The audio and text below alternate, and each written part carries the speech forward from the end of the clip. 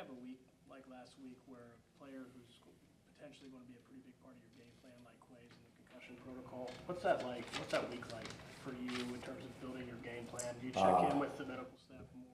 You talking about for us or the play from a? For you, as you build Yeah, your it's an unknown for us, but I think anytime that a player unfortunately goes into the protocol, we got to do obviously what's ever best for him. So now selfishly for us, he misses a day of practice, misses Wednesday from a preparation standpoint, but thankfully the way the protocol went, he was fine and practiced on Thursday and Friday, but I've been a part of some where guys don't get cleared until Friday. So, it just, the work week and the preparation week is vital every step of the process. So, Wednesday's important, Thursday, Friday.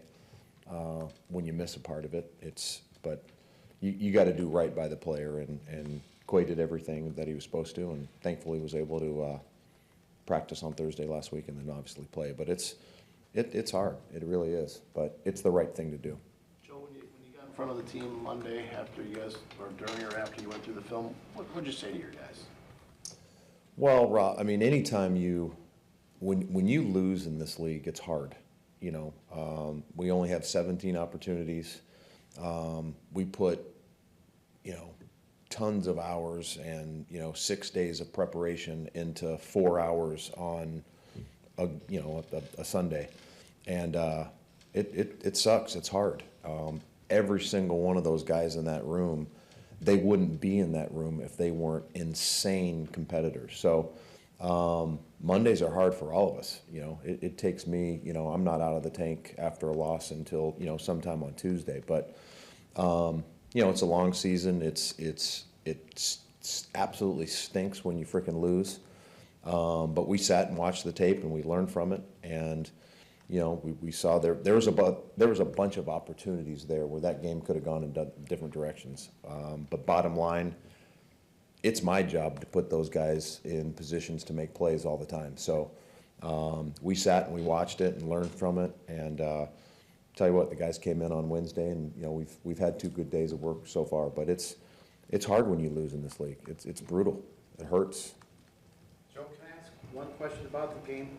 They came out at the start of the second half and went empty backfield, and you shut them down. I mean, Ritter had nowhere to go with the football. They came back for the rest of the game, back to their play action, and they moved the ball. What made that so much more difficult? Was it those running backs? You talking about empty, or are you talking about? No, they went back to like 11 or 12. They went back to put the running back in the backfield. Oh yeah. I mean, no, we didn't do a good enough job stopping the run all day.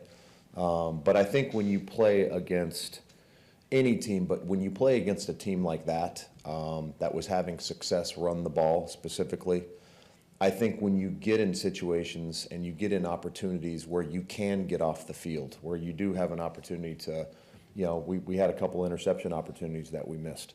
Those are huge as the game goes on, because those are the one was going to be huge field position for us from an offensive perspective. The other one, I mean, there's not a doubt in my mind that if Jock catches that, he scores. So those are when you're in a situation like that, in a game like that, you get a chance to get off the field, you got to cash in. Third downs, the same thing. We got them into third downs. We let the quarterback get out a couple times, once on 4th and 4, which ended up not only losing the down, but he scored on. That's a 7-point play. I think the other third down that was a killer was, they ran the trick play and threw the ball up and got a huge 45-yard gain. Those are huge plays in a game like that, just because it allows them to keep drives going and hand the ball off to number 7. So I think to answer your specific question, we just got to, when we have opportunities to cash in and get off the grass and get the ball back for our offense, we have to cash in, and we didn't. Was that as much 4 D linemen as you've played in a while? Seemed like you used 4 up there a few more times than usual. Just from a nickel personnel group, you're saying? I thought you had 4 defensive linemen on the field for. Oh, I'm sorry. Yeah. yeah, we deployed, quite a few different personnel groups, but yes, that was the plan going in on that, to, deploy those guys and get them all on the grass. Joe, there were a couple times, I don't know if they were on swing passes or tosses, I can't remember, but, Savage comes down and shoots right by. What is he coached to do on those plays where it's just like him and Bijan with a blocker there? Because, I guess it looks like he's missing the tackle, but what is he coached to do on those plays? Well, on the one specific, that kid made, 3 or 4 people miss. I think JJ actually had a chance first in the backfield to get a TFL. We talk about in situations like that. I thought Darnell's really done a good job the last 2 weeks of, we use the term trigger, and it's just, when you see a play like that, instead of waiting, when we talk about trigger, just going, right? Just letting it go. And with a back like that, you can't break down. If you break down, you're definitely going to miss it. And I thought Darnell really on that specific play, I thought he triggered great. I thought he threw at his legs, and the kid just made a hell of a move and, made a couple guys miss. But from a coaching standpoint, everything Darnell did is exactly what we tell him to do, is basically see ball, go get ball, and don't wait. And he triggered great. Yeah, A great back making a guy miss. I was talking about, I think, the 4th and 1 late in the fourth quarter, same thing, though. He's just supposed to trigger and, Oh, on the, on that play, they did a great job. We were playing for the sneak, which you have to, and they flipped the ball out. A situation like that, same thing. Darnell can't wait and sit. He's got to go. And again, same thing. I thought he triggered. I thought Seven he made a good play. You got such a good pass rush and so much depth off the edge. Where's the balance from a coaching standpoint of being nasty and getting after the quarterback, but still setting an edge and not getting up and contain against the run? Well, it's 2 different mindsets, I think. In a game like that, we really weren't able to get to a pass. They ran the ball 45 times. So, I think it's a fine line, especially for an edge player. We want to get into passing situations so we really can get after the passer and pass rush. But when it's a game like that and we're defending the run, everything starts with setting the edge. And those guys, they run the stretch outside zone blocking scheme that we talked about last week.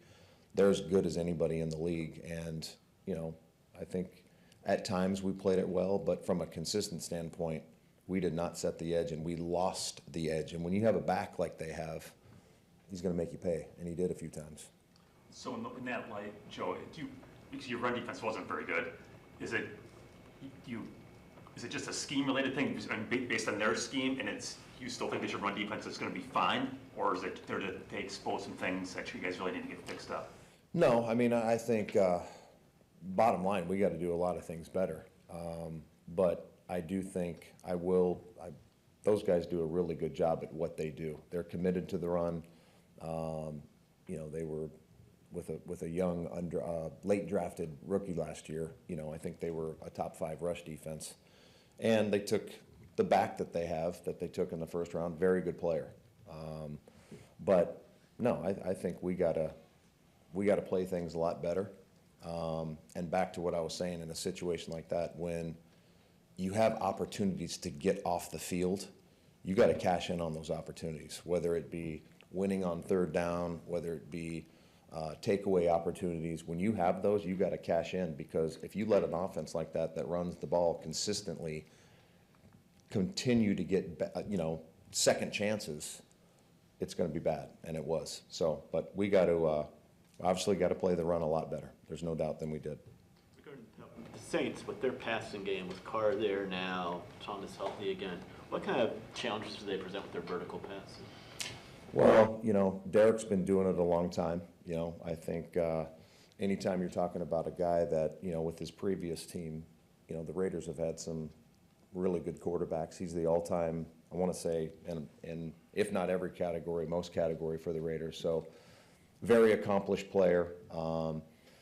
And then, the wide receiver core that they have, the Olave kid that they have in his 2nd year, he's a very good player. 13's been doing it for him for a long time. So, again, every week's going to pose challenges. And, This week, obviously, is the vertical passing game. They've had some explosion plays, especially early on the last two games.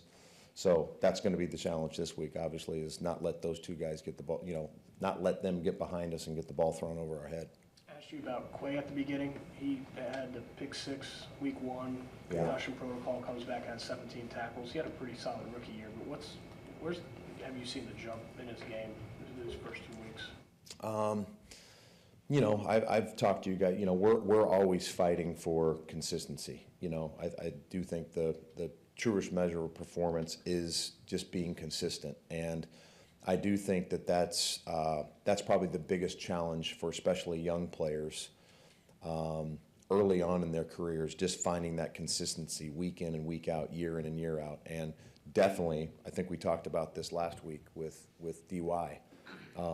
Making that jump, not only making that jump, but then consistently showing up every week and doing it year 1 from year 2. So it's been, Quay is, I think the best way to answer why he's doing what he's doing is the guy works. He shows up and he works and he prepares. He loves football, and it shows in his play. So it's early, but I love where he's at right now. Joe, what's the challenge with Taysom? Just the way they use him.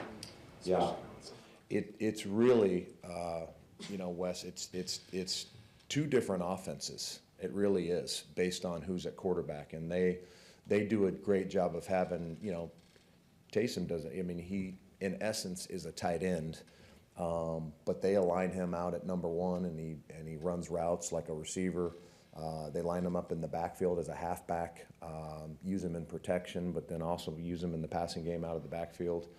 But he truly is a weapon when he's lined up behind, the old Wildcat. So, and like I said, it's you're defending, as we just talked about with Derek Carr, the obviously what he's able to do as a passer when he's playing quarterback, but then a completely different offense when Taysom's behind center. So they do a really great job of it, and I think Taysom Hill is a legitimate weapon just because the different hats that he can wear within the offense.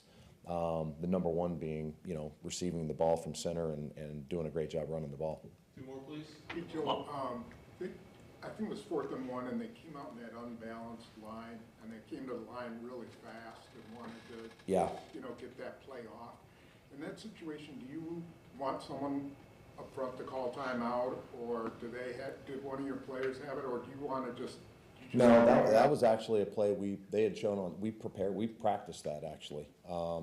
It's a great play in the fact that it's tackle over, it's unbalanced.